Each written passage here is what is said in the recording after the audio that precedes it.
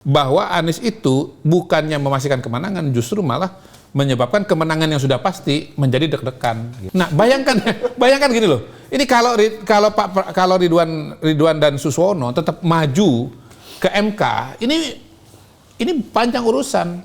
Karena itu kan kesalahan yang lebih basic menurut saya. Memasukkan Rizik Syihab di tim Ridwan Suswono itu lebih basic lagi daripada kesalahan pada Pramono dan Rano. Kalau faktor kemenangan Pram di DKI ini apa yang paling menentukan menurut Sergio? Rano Karno. Rano Karno. Hah?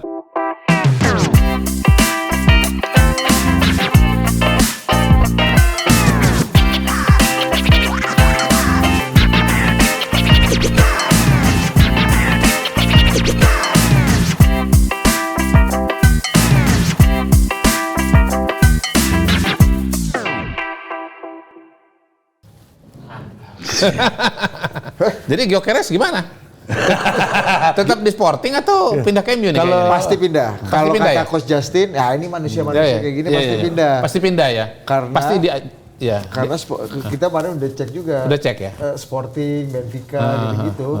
Pendapatan utamanya adalah dengan jual beli pemain, ya. Margin. Dan notabene juga kelihatannya MU perlu striker yang Amorim merasa nyaman.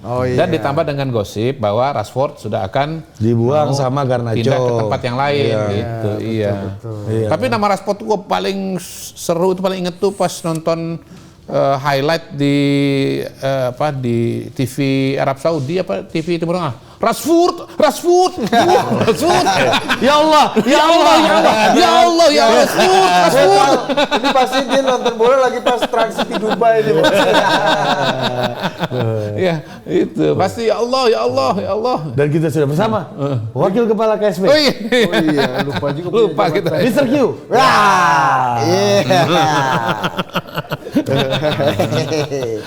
Tapi hebat ya Amorim ya. Hebat. Menekuk City 2 kali dalam waktu 40 hari. Iya, benar.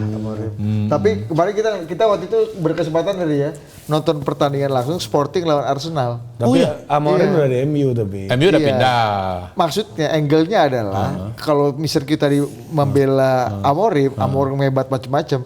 Ya memang Sporting begitu tanpa Amorim nggak kelihatannya emang kuncrut banget gitu. Oh, gimana hasilnya Arsenal dengan Sporting? 5-1. 5-1 di kandang di Lisbon. Oh iya, terus dibalas oleh pemain Arsenal gini kan? Iya. Gini.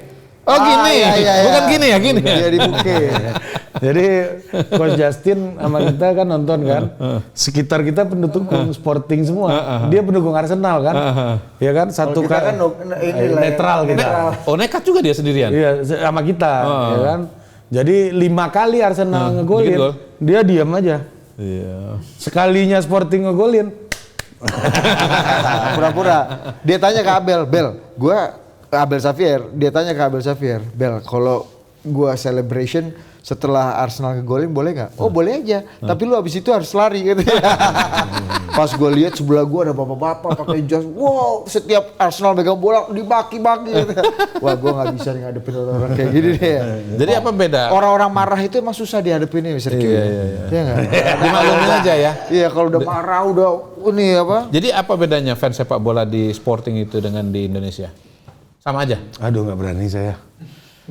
Kenapa? Kalau salah ngomong ini gak ganas, kalau mending fans politik lah kita. Saya masih lebih berani ngomongin fansnya Anies ya. Iya. Anak apa ya? Iya betul. Fans bola ini bahaya Mr. Q ya kan. Nah jadi ngomong-ngomong gimana AFF ini bisa juara nggak? Mr. Q. Lu nanya gua terus, sekali-sekali gua nanya lah. Mr. Q lihatnya gimana? Kalau sebagai seorang nasionalis sejati, kami kalah pun kami dukung Mr. Q. Nggak relevan lagi juara apa enggak. Aman banget lu dia. Kenapa lu jadi politisi sekarang? Iya. Kalau ke semifinal mungkin bisa. Iya. Tapi kalau lihat permainan Thailand menekuk Singapura kemarin kan, gua bayangkan tuh, ini kayaknya nih gambar-gambaran Thailand kalau ketemu Indonesia nih gitu kan. Yeah. Walaupun 2 kali bikin gol duluan, betul. habis itu dikejar 4-2 kalah akhirnya. Terus kita lihat lawan Vietnam, ya lawan Vietnam, Indonesia lawan Vietnam. Ya. Ya kalah 1-0 tapi ya sebenarnya kan dominasi ya. Iya, permainan. Jadi memang harus diakui lah tanpa pemain naturalisasi, ya memang kelasnya permainan Indonesia itu masih di situ. Kelas Laos lah ya. Ya kelas Laos, mungkin kelas Singapura, kelas Malaysia. Jadi tetaplah kalau tanpa pemain naturalisasi ya pemain Indonesia itu ya di bawah Vietnam dan di bawah Thailand. Dibanding kita jago. Ya, meskipun kalau jauh. Lu nggak apple. Meskipun kalau nggak salah nih. Nggak, lu ngomong doang lu, main juga nggak bisa kata orang. Ya, pasti. Pasti. Cuma kita rahang jualannya kan. Misalnya kalau suruh main kan langsung cedera pasti kita kan. Nomor 1 nafas sih. Iya. Tapi terakhir kan kita kalau nggak salah lawan Thailand, maksud gue di ajang turnamen kejuaraan ya, kita kan dapat medali emas SEA Games setelah SEA Games Manila puluhan tahun silam kan, kita menang lawan Thailand kan. Iya ya. Iya. Canggih kok. Canggih ya. Bisa kok. Mudah-mudahan. There's still hope. Iya. If there is will, there is way. Iya. Kata RM09. Tapi memang Kalau kepala staf saya karena beliau adalah Jenderal Putranto. Jenderal Putranto karena suka off-road, beliau punya slogan lagi. Apa? No road, no problem. Oh gitu No road, ya. no problem. Jadi Mantap itu. ilmu Iya. baru Mr. Q. agak berkebalikan dengan prinsipnya Pak Jokowi ya. Apa itu? Harus ada road baru fix the problem. Infrastruktur. Bangun infrastruktur jalan, Bro. Nggak, Pak Jokowi justru kalau Sama. no road No problem. gua bangun. Iya. No road, no problem. Now we build the road. Termasuk kalau ada problem-problem kan Pak, nggak ada jalannya tuh Pak, bikin kan. Jadi kamu depan ada ketemu pertigaan, kamu belok kiri. Pak, kemarin belum ada pertigaan, lu bikin pertigaan. Gitu. Ini kita mulai dari mana nih? Iya, Banyak nih dari topik nih. ini dulu. Nggak gini nih, minta pertanggungjawaban Mr. Q deh. Apa? Ya Allah berat banget. Pilkada Jakarta. Oh iya. Mr. Q gimana? kan yakin banget Ya, Anies mengurangi suara. Oh iya Mengurangi memang. suara Pramono satu putaran Mis- barang ini. Loh, kan saya nggak bilang bahwa ini nggak bisa satu putaran kan? Yang saya bilang adalah bahwa Anies itu membuat minoritas lari dari pasangan Pramono dan Rano. Dan itu tingkat golput itu Dan yang itu bisa- terbukti. Katanya ini bisa Hasil exit poll menunjukkan bahwa pemilih minoritas di Pramono dan Rano itu turun. Nah, yang kedua, kita lihat bagaimana pemilih minoritas itu sebagian lari ke siapa namanya? Dharma dan Pongrekun. Makanya Dharma dan Pongrekun. Darmakun. Dharmakun. Ya, Budi dan Adiputro. Ari dan Putra. Dharma dan Kun naik 2 kali lipat. Dari mana itu? Itu minoritas. Nah, masalahnya begini, pada saat kita diskusi itu kan belum muncul Rizik Syihab di pasangan Siswono dan RK dan Siswono. Nah, munculnya itu membuat alur suara ini berubah. Yang tadinya mau pindah nggak jadi pindah. Karena begitu di tempat Pramono Rano ada Anies, hantu Anies, ternyata di sana muncul hantu Rizik. Dosis lebih tinggi ternyata. Relatif lah ya, relatif. Kan begini, kalau bicara elektabilitas, kalau bicara potensi jabatan di masa yang akan datang, Anies lebih mengerikan. Karena dia berpotensi maju calon presiden. Rizik Syihab kan nggak punya popularitas sebagai calon presiden. Tetapi kalau dari kacamata ideologi, Rizik Syihab bisa lebih mengerikan daripada Anies gitu loh. Jadi migrasi suara dari Pramono dan Rano itu tidak berjalan lancar dan tidak optimal. Karena yang tadinya mau pindah, begitu mau pindah, loh kok Ridwan Susono ada Rizik Syihab gitu. Nah, sebagian juga mau ke Dharma dan Kun, itu mikir juga, karena apa? Karena Dharma dan Kun ini kan nggak punya peluang untuk menang gitu loh. Akhirnya sebagian itu tinggal di situ. Dan jumlahnya 3.000 itu yang 0,07 itu. Yang 0,07 itu. Iya. Nah, kalau tidak ada Anies, hemat saya suaranya Pramono Rano itu 55%. Ya yang ke 5% ke Dharma dan Kun itu harusnya ada di Pramono dan Rano. Jadi tesis Mr. Benar, tetap benar. Harusnya 55% Tetap malah, benar. bukan 50,7. Bukan 50,07, tetap benar. Tesisnya adalah bahwa pemilih minoritas lari dari Pramono Rano karena ada Anies. Kalimat saya nih ya, bisa menyebabkan gagal menang sekali putaran. Coba diputar aja rekamannya. Bisa menyebabkan kan? Kalau 0,07 kan nyaris kan, dikit lagi kan. Coba bayangkan kalau nggak ada variabel Rizik Syihab di situ. Jadi nggak salah juga waktu Mr. Q bilang, Anies dikira suhu ternyata cupu karena bisa mengurangi suara kan, Mr. Q gitu kan. Iya. Dan itu tesis yang nggak salah. Menurut saya nggak salah, tetap kok. Tesisnya adalah bahwa Anies itu bukannya memastikan kemenangan, justru malah menyebabkan kemenangan yang sudah pasti menjadi deg-degan gitu. Nah, bayangkan gini loh. Ini kalau Ridwan dan Suswono tetap maju ke MK, ini panjang urusan. Karena apa pertimbangannya? Maksudku apa legal standingnya kan? Ini kan selisihnya panjang, jauh. kan saya bilang panjang urusan. Oh iya. Mau ke MK kan. Iya. Soal terbukti atau enggak itu soal. Iya. Karena begini, orang bilang selisih antara Anies jadinya ingat Anies, Pramono dan Ridwan itu 10%. Enggak. Kalau saya nggak ngelihatnya di situ. Itu kalau pilkada di daerah lain. Ya, membandingkan antara suara nomor 1 dengan nomor 2. Ini pilkada Jakarta, Bos. Batas kemenangannya bukan simple majority, tapi absolute majority. Jadi ngukurnya itu dari mana? 50, sekian persen itu. Selisihnya cuma 0,07%, jadi tipis banget. Gitu. Kalau ke MK, panjang urusan. Saya nggak ngomong menang atau kalah ya. Diterima atau enggak ya, panjang urusan. Tapi kenapa faktor Rizik Syihab ini nggak dipertimbangkan oleh RK Suswono atau nggak diantisipasi, Mr. Q? Kalau menurut Mr. Q? Ya blunder juga sih kalau nggak mau bilang. Kan kayak sepak bola kan? Iya kan? Handsball, iya kan gini, tim ini kan blunder. Tapi dia tetap menang dan ini gagal menang karena dia juga akhirnya blunder juga. Itu kan kesalahan yang lebih basic menurut saya. Memasukkan Rizik Syihab di tim Ridwan Suswono itu lebih basic lagi daripada kesalahan pada Pramono dan Rano. Kalau Anies surveinya pendukungnya tinggi di Jakarta ini benar. Tapi Rizik Syihab berapa banyak pendukungnya? Ya harus ada riset lah ya. Tapi kan saya bicara nasional aja. Nasional kalau ikut pemilu atau survei Anies punya suara yang signifikan. Ya jangan-jangan. Tapi kalau Rizik Syihab kan 1% surveinya. Ini kalau udah pemilu ini kadang-kadang bukan masalah banyak-banyakan, ini yang lebih penting, Mr. Q. Apa tuh? Saya berkawan sama Budi, 10 kawan saya hilang, ini yang lebih ngeri kan? Iya betul. Iya benar. Iya kan? Iya. Saya berkawan. Jangan sampai kehilangan ini kan. Iya. Sama kayak Mr. Q bilang tadi berkawan sama Anies katanya dari 55%. 55 jadi 50,07 itu nyaris itu. Nyaris itu. Iya. Kalau nggak ada Rizik Syihab di RK Suswono mungkin lain ceritanya. Berarti pendukung Anies mengklaim ini kemenangan Anies Baswedan. Anies faktor ya. Anies faktor itu nggak valid dong. Ya tinggal ditampilkan aja datanya. Kalau saya kan punya kepercayaan bahwa pemilih Anies itu sebetulnya sudah ke Pramono dan Rano. Kalau punya data yang lain silakan aja ditampilkan. Tapi balik lagi kalau saya yang ditanya tesisnya apa? Tesisnya adalah bahwa dengan masuknya Anies minoritas lari gitu. Iya. Kalau ada tesis yang bilang bahwa Jokowi yang sudah turun gunung dan sebegitu eksplisit mendukung RK, tapi tidak punya daya katrol. Iya. Itu Mr. Q melihatnya gimana? Pertama Pak Jokowi mungkin nggak seintens Pak Anies ya kalau turun di Jakarta kan.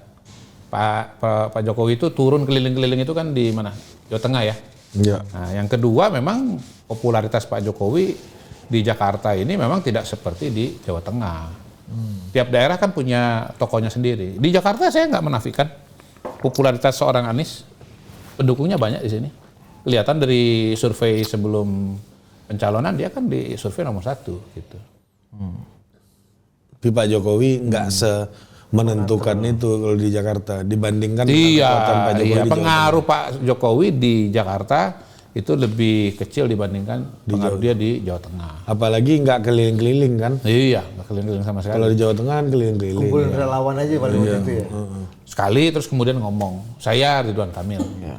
Pak Prabowo sendiri juga nggak turun cawe-cawe ya? Ada yang tuh edaran tuh? Surat dukungan. Ada yang surat kemudian dukungan. di take down. Beredar ya. Ya variabelnya kalau bicara pilkada kan banyak lah ya. Ada tingkat dukungan, ada kandidat itu sendiri. Kalau bicara Pramono dan Rano kan kita udah ngomong di sini bagaimana Rano Karno itu punya popularitas ya dan punya daya ungkit yang kuat gitu. Yang lain kan menambah dan mengurangi saja. Itu. Yang penting pada waktu itu adalah yang kita analisa, trennya Pramono dan Rano itu naik. Itu dulu. Trennya naik. Gitu. Dan kalau saya ada di situ, saya nggak masukin Anies lagi. Karena trennya udah naik. Ngapain ditambahkan ingredient yang membuat kenaikan itu menjadi turun. Gitu. Itu berpotensi membuat itu Yang turun. berpotensi, yang bisa membuat potensi sekali putaran itu gagal. Dan kan nyaris kan. Nyaris itu loh. Selisihnya cuma 2.950 orang kok dari angka 50%, itu kan nyaris banget itu. Ini gue baru dapat angle yang berbeda dari banyak talk show politik lainnya soal pilkada Jakarta. Ya memang, kalau Mr. Q kan Q melihat kan, persoalan kan berbeda dengan yang lain. Kalau sama bukan Mr. Q namanya. Tapi menurut Mr. Q, oke, selain tadi Rizik Syihab ya faktor ya. Menurut Mr. Q apa yang membuat Ridwan Kamil ini nggak bisa catch up dan terus trennya turun? Nggak terbatas. Banyak. Misalnya kan dukungan partainya kan tidak terlalu maksimal. Tapi kenapa tidak terlalu maksimal? Ya disampaikan bahwa komunikasi Ridwan Kamil dengan partai politiknya kurang. Kemudian yang saya juga dengar Ridwan Kamil turun ke lapangannya, ke masyarakatnya, terutama ke kalangan grassroots juga kurang. Gitu.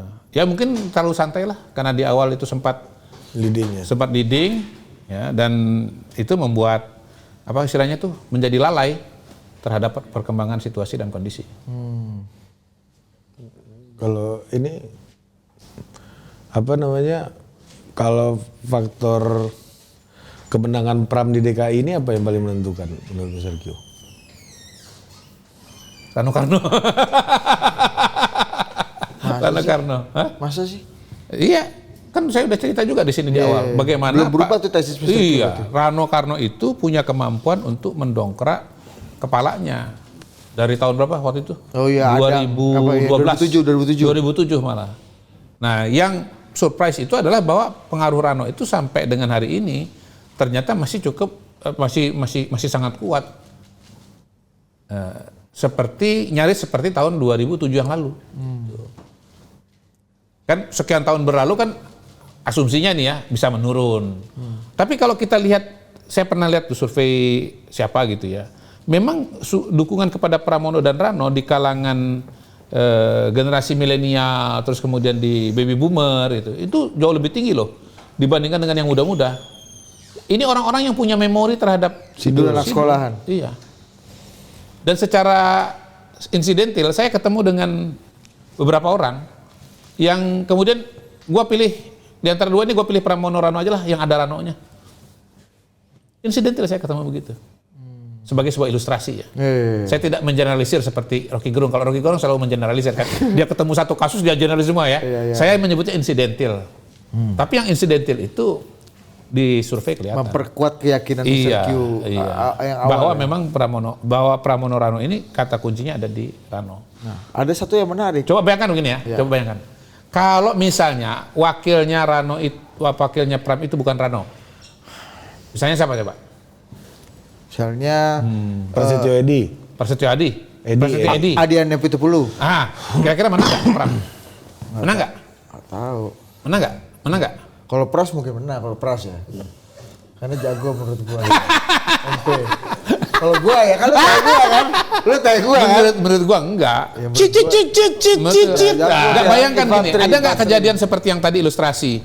Di antara dua ini ya saya nggak terlalu inilah. Coba, mungkin nggak dia nyebut. Tapi karena di situ ada Prasetyo Hadi, saya pilih Pram. Kan nggak mungkin. Tergantung teritori. Iya kan kalau itu JBD sekitarnya kita ngomongin orang secara umum. Iya. Masyarakat umum lah, yang awam politik lah. Iya. Ini kita kan ngomongin orang yang awam politik. Iya. Yang awam politik kenal nggak dengan Pras? Kenal nggak dengan Rano Karno? Kenal. Atau ketua DPD PDI DKI itu siapa? Pak Aming ya.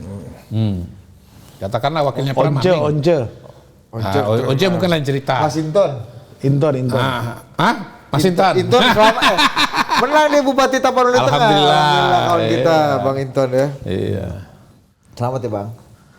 Tapi ini kan udah selesai lah ya. Iya, ini saya udah diwawancara oleh media, saya udah ucapkan selamat dan mengharapkan agar Jakarta menjadi lebih baik bersama dengan Mas Pram dan Rano. Gitu. Dan mengucapkan selamat juga kepada Ridwan Susono dan Dharma dan Kun yang sudah berkompetisi dengan baik, menawarkan ide dan gagasan. 2 pertanyaan. Apa yang bikin Dharma Kun ini above expectation? Dari yang disurvei 2-3% jadi 10-an satu. Yang kedua, level golput yang juga tinggi sekali di Jakarta menurut Mr. Q. Kalau nomor 1 kan udah terjawab tadi diskusi kita. Karena minoritas. Bahwa minoritas lari dari Pramono dan Rano. Tapi nggak mau ke RK Suswono. Nggak mau ke RK Suswono. Karena ada hantu satu lagi. Gue takut itu. Ini sama takutnya kalau ngeledek fans sepak bola nih. Itu tanda kutip. Iya. Tanda kutip. Gitu. Bukan ghost ya, spectre. Spectre. The spectre hunting Europe. The spectre is komunisme. Itu kan pembukaan komunis manifesto. Nah kalau yang nomor 2, apa tadi pertanyaannya? Golput mungkin karena ada kandidat yang tidak maju. Seperti misalnya siapa? Anies, lalu kemudian Ahok. Saya kan pengalaman melihat hasil Pilpres pada putaran kedua, ini yang saya ingat aja. Putaran kedua itu biasanya tingkat partisipasi selalu lebih turun. Karena misalnya tahun 2004 kan dari 5 paslon, di putaran pertama, di putaran kedua tinggal 2. Nah ada kandidat yang udah nggak bisa maju, turun dia. Gitu. Itu satu ilustrasi. Karena jagonya udah nggak ikut bertarung, itu satu. Yang kedua, ya kalau kita bicara kota, sebetulnya masalah utamanya itu adalah soal data pemilih yang tidak akurat. Data pemilih di kota itu paling bermasalah. Di sana juga ada hantu, yaitu pemilih hantu. Pemilih hantu itu adalah pemilih yang harusnya tidak terdaftar sebagai pemilih tapi terdaftar. Mungkin nggak dia nongol? Nggak mungkin. Orang udah pindah, udah meninggal, masih terdaftar nih. Tapi mungkin nggak dia nyoblos? Nggak mungkin. Orangnya udah pindah atau meninggal. Udah meninggal gitu. Nah, pemilihan tuh yang satu lagi yang justru sebetulnya nggak boleh terpilih, nggak boleh terdata, tapi justru terdata. Lupa lah saya persis ini cerita lama, diskusi dan soal-soal yang lama. Tapi intinya data di daerah perkotaan itu bermasalah. Gitu. Makanya sekarang Pak Prabowo sedang berfokus pada program Satu Data Indonesia. Satu Data Indonesia. Supaya apa? Supaya data kependudukan kita itu akurat. Terutama untuk kepentingan-kepentingan pembangunan. Terutama untuk bantuan sosial. Terutama untuk subsidi supaya tepat sasaran. Ini sedang dikerjakan. Mr. Gio, ini yang kita geser ke sebelah nih ya. Ke Jawa Tengah. Ya kan? Jawa Tengah ini yang sempat heboh adalah sebab kemenangannya pasangan Lutfi Tas Yassin ini adalah yang heboh di medsos itu kesalahan Bambang Pacul. Bukan karena kehebatan Lutfi atau kehebatan Jokowi itu yang. Di mana salahnya dan Bambang Pacul harus mundur kata Denny Siregar kemarin kan. Di mana kesalahan Bambang Pacul? Karena nggak total support Andika sama ya kalaupun misalnya total juga belum tentu ya.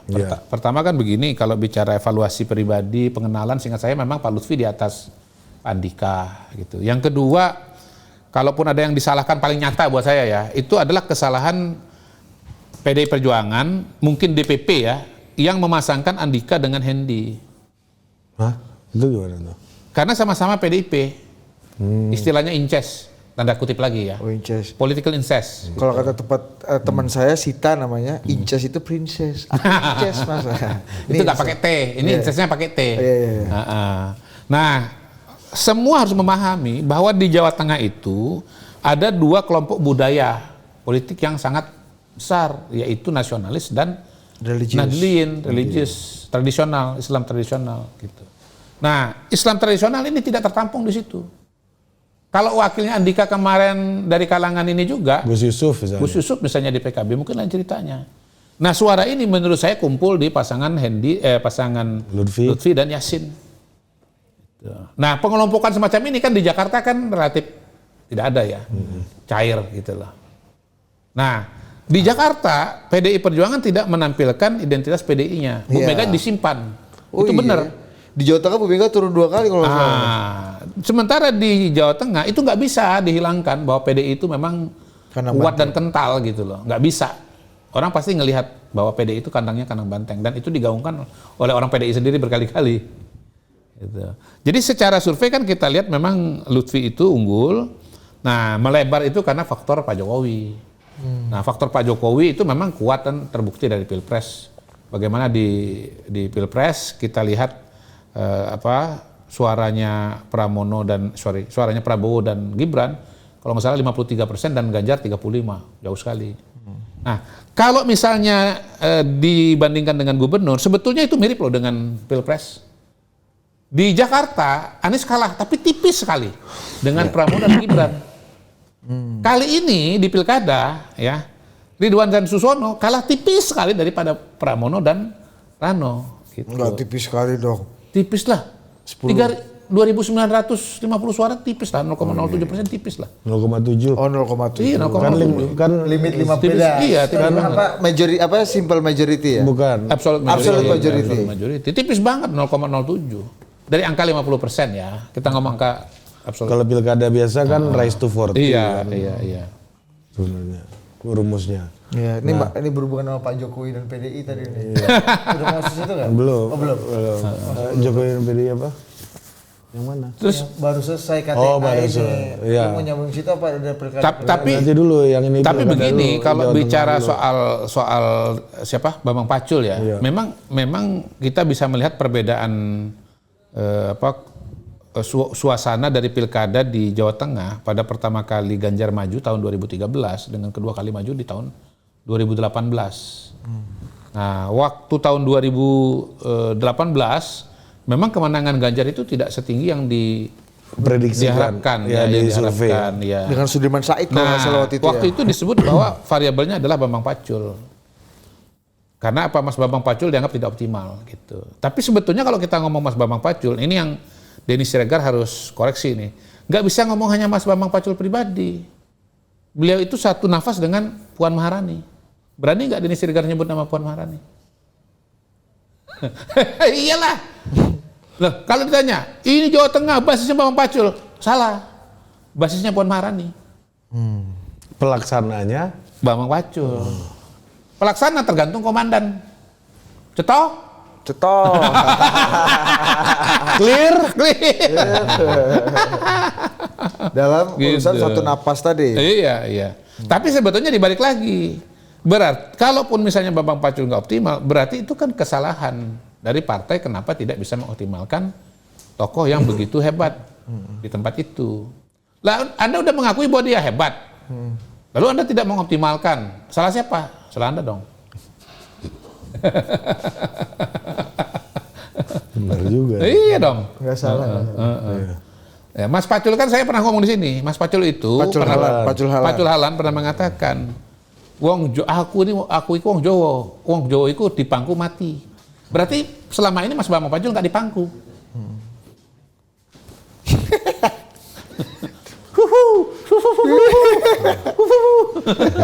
Itu 100% karangan Mr. Q ya. Kami tidak mengarahkan. Mana bisa kita mengarahkan Mr. Q? Bisa kan ada empat kita mengarahkan Mr. Q ini kan.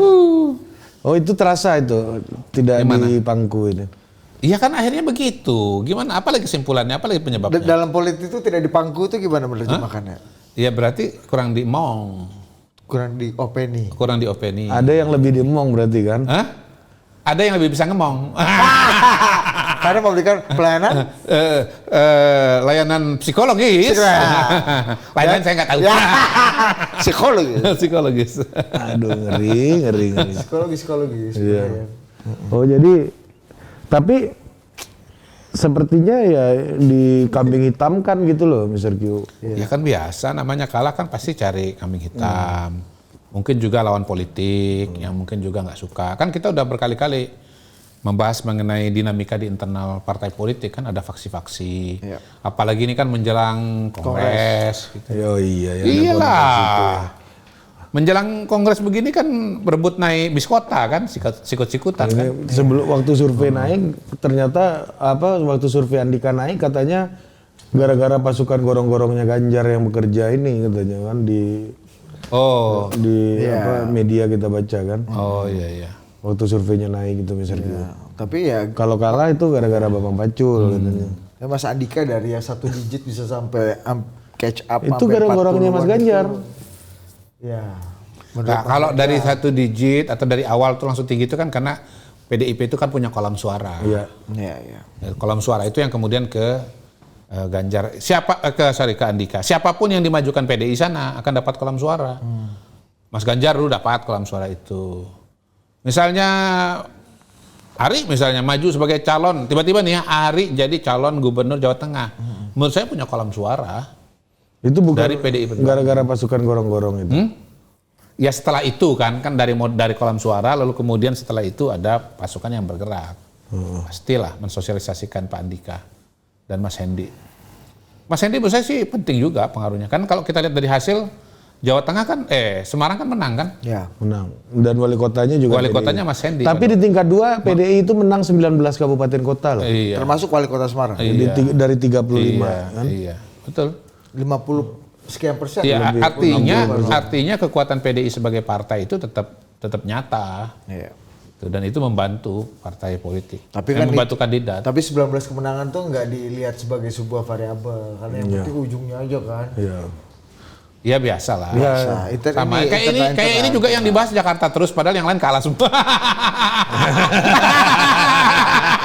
Iya. Banyak orang menganggap Jakarta adalah kasus Beli bahwa Pak Jokowi udah turun. Selesai, iya. Padahal di daerah lain kan menang pengaruhnya? semua. Kenapa nggak dibahas Jawa Timur, Jawa Barat, Banten, Jawa Tengah gitu. Jadi sebetulnya dalam samudra Pilkada 2024 Jakarta ini kan pengecualian. Ya. Tapi yang pengecualian ini oleh kelompok itu kan dinaikkan seolah-olah itu adalah gambaran besarnya, kan enggak. Iya. Rakyat muak pada kecurangan, kezoliman, gitu-gitu kan. Iya, tapi Hizbul Watop tidak terima. Justru itu gimana? Ya, gimana? Melihat narasi bahwa wah ini lagi-lagi nih pemilu kadanya kali ini penuh dengan kecurangan, penggunaan aparat segala macam, ada istilah parcok. Ya banyak orang yang akhirnya menuduhkan lagi kepada Pak Jokowi meskipun Pak Jokowi udah nggak presiden lagi. Iya. Apakah ini juga sama aja menuduh Pak Prabowo juga melakukan hal yang sama gitu, Mr. Ki? Iya, kurang lebih begitu. Ya ini kan sebetulnya wacana atau narasi yang masih sama dengan zamannya Pilpres. Tuh, padahal kita kan dalam zaman Pilpres kan sudah menjelaskan bagaimana kesalahan-kesalahan pengambilan keputusan atau kesalahan-kesalahan strategi itu sebetulnya adalah penyebab utama. Kalau kita balik ke Pilpres kan, ya kenapa misalnya PDI Perjuangan gitu, Mas Ganjar menyerang Pak Jokowi, padahal Pak Jokowi sangat populer. Padahal Pak Julhalan sudah mengatakan jangan menyerang orang cantik dan orang dianggap baik. Orang baik. Gitu. Ya, Nanti dia Anda baik. kalah sendiri. Gitu. Enggak, saya orang baik sih. Orang yang dipersepsikan baik. Ya kalau menurut Mr. Q kan baik. Orang baik, ya. Menurut persepsi Mr. Q ya Baik. Nah, ini Iya. teori dasarnya orang Iya. yang dipersepsikan baik Ya. dan orang yang semua ini cantik. sebetulnya nggak perlu ditulis lagi. Semua ini persepsi. Iya. Antara Anda dengan saya itu pasti ada jarak. Dan jarak itu namanya persepsi. Gitu. Karena itu nggak perlu disebut lagi sebetulnya. Iya, ini ngalas, Mr. Q ngalas. Iya, Anda itu sama diri Anda sendiri ada bias. Apalagi dengan orang lain. Dengar baik-baik ya. Anda dengan diri Anda sendiri itu ada bias. Misalnya. Hah? Misalnya. Ya, padahal Anda jelek, Anda nganggap diri Anda ganteng. Itu enggak. Jadi mau gue dari kecil bilang aduh anakku yang paling ganteng dewe ya kan. Padahal gue paling udah kate. Iya. Anda menganggap diri Anda hebat, padahal enggak. Iya, si Adil ini dianggap sampai sekarang orang tuanya paling ganteng Gini loh. Kabupaten Semarang. Kita ini manusia satu, tapi ada yang namanya itu ego gitu loh. Nah, antara kita dengan melihat diri kita sendiri itu kayak dua orang yang berdialog. Gitu. Saya sering mengatakan bahwa teman kita yang pertama itu adalah diri kita sendiri. Kita tuh harus bisa berdialog dan ngobrol dengan diri kita sendiri dan alter ego kita itu harus bisa kita melihat diri kita. Jadi saling yakin meyakinkan ini ya. Ada proses yakin antara diri meyakinkan kita ini yang ya. sejati dengan alter ego itu ada kesenjangan itu. internal conversation. Iya. Nah, kita itu kan harus mawas diri sebetulnya bahwa ketika alter ego kita itu melihat diri kita, sebetulnya ada bias juga di situ. Bisa ada bias di sana. Bukan berarti karena kita ini alter ego ini adalah dari kita lalu kemudian nggak ada bias. Sering bias itu. Saya sering ketemu tuh teman saya yang merasa ganteng pada jelek, ya ampun. Ada. Keputusan PDI memecat Pak Jokowi itu alter ego yang bicara. Udah boleh Mas? Udah boleh.